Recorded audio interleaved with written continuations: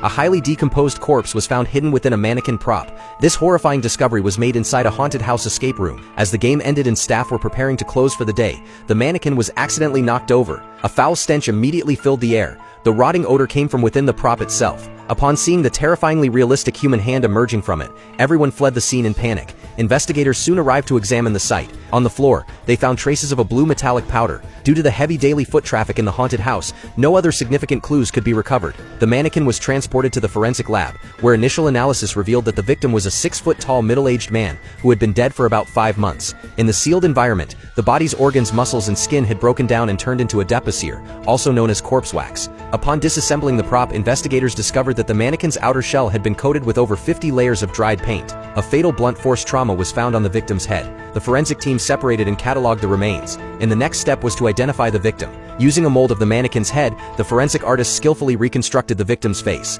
A facial recognition scan using a large database quickly identified the man as Bill, who had been reported missing by his fiancée Riley 5 months earlier. When investigators visited Bill's home to inform Riley, she appeared saddened by the news. She told detectives that their home had been vandalized around the same time Bill went missing. However, investigators noticed a man's jacket draped over a chair. Riley claimed she kept it there in memory of Bill. In the bedroom, they found the same blue powder as at the crime scene, as well as a pair of men's shoes. These suspicious items were collected as evidence. Meanwhile, the forensic lab confirmed that the mannequin's construction was highly intricate. The killer most likely completed it inside the haunted house. Detectives returned to the attraction for a deeper investigation.